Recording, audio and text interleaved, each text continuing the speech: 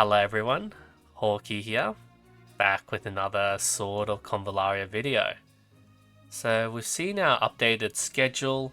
We're going to get Layla next on Valentine's Day, then Penmina, SP Sophia, and Kavare. They have told us that Shakalulu will be free, we just don't know when. I'm expecting her to be around maybe in March.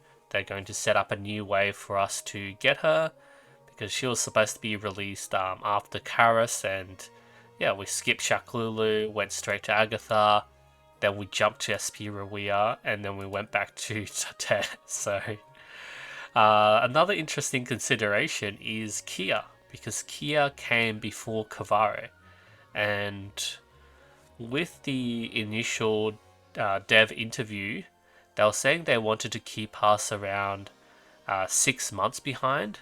When we first started, we were sitting at about 8 months behind. So, for example, you can see Ida released here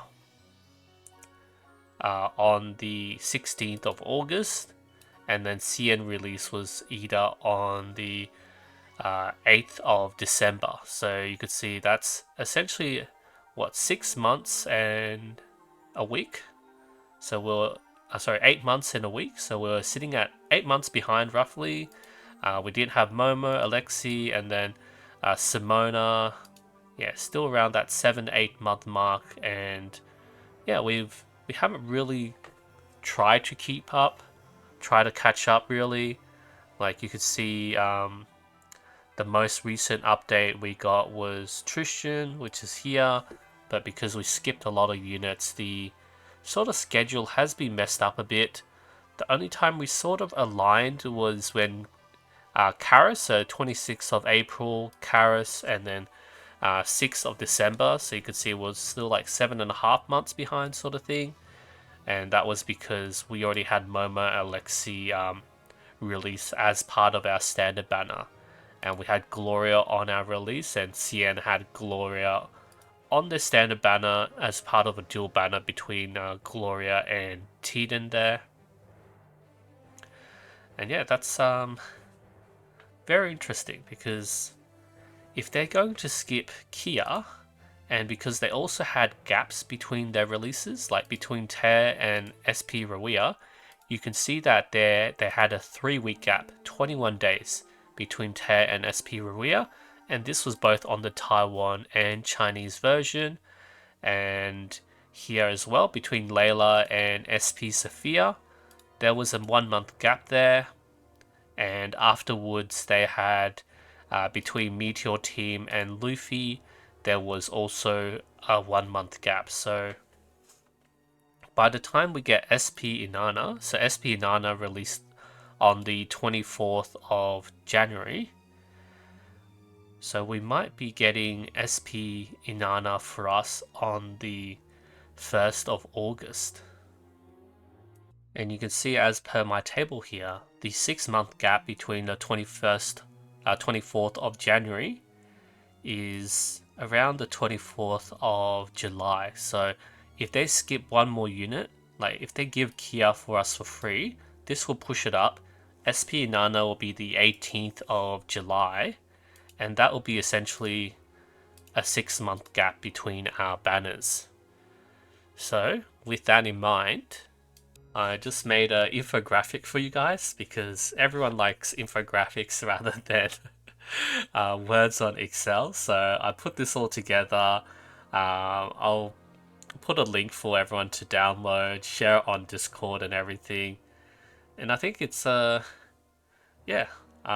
still think Shakalulu and Kia might be free. We know Shakalulu definitely. Kia is a big maybe. But yeah, that will mean that we are essentially 6 months behind for SP Nana. So we're going to catch up. And the catch up isn't really like any other gacha game where they speed up and give us, like, 1-week banners, or combine all these debut units on like a dual banner. Can you imagine? Like they give us like 2 units on a banner, and it's like, okay, those are your 2 new units. So nothing like that, which is really great. I really appreciate what they've done so far, and it's been amazing. And as per our free-to-play sort of considerations, you know, we do want to look at getting SP Sophia, Kavare. Luvita's a big maybe. Estra is a big maybe because she does really high single target DPS, but not something that is a big priority. For Viva's a maybe. Luffy we definitely want. Ayesha we definitely want. And SP Nana we definitely want. So that's who we want. And then the rest are like, there's some maybes in here. Maybe for Viva's a maybe as well. And there's a lot of maybes. But definitely you want Luffy, Ayesha, and SP Nana that's coming out, as well as SP Sophia and Kavare. So that's the key considerations for the meta. Hope everyone's pulled like Tear and Tristan. Those are big key units for us. So yeah, like if you have to, if you don't have enough pulls, then I guess you skip Tristan. But then skipping Tristan and you don't have a DPS, like the next biggest DPS, like single target DPS wise, is Estra. Like Kavara does heaps of damage, AoE, piercing, dot, and everything. But yeah, if you're looking at DPS compared to like August, then it's Tristan and then Estra there. And because we have Tristan, like Estra's really amazing, but Tristan's sort of good enough to tide us over until like Ayesha and SP Nana. But it's very different. So we'll see. And yeah, we don't know whether they'll change up the banners on us again. Like they might still want to fit Kia in somewhere, and maybe they change the order of some units. Like maybe give us Team Meteor first or something. I don't know. But the witches were a big story, so they'll probably still be stuck together. And I don't really see much reason between switching up any of these characters. Like give us Afra early potentially, or they push Afra out and be like Luffy, Ayesha, SP, and Nana to just stack up all the really good units together, like you know what they did here, Agatha, SP, Rawia, and Tear. But who knows, right? Like in in Taiwan and Chinese version, they did have that big 1 month gap, so you know a lot of time for them to save. And their units weren't really that stacked up, like, you know, SP Rawia, Tristan, SP Sophia, Kavare, so that they were like, you know, a lot of time to skip, and ours are just like all bunched together, so we're in for a rough time. Really rough time.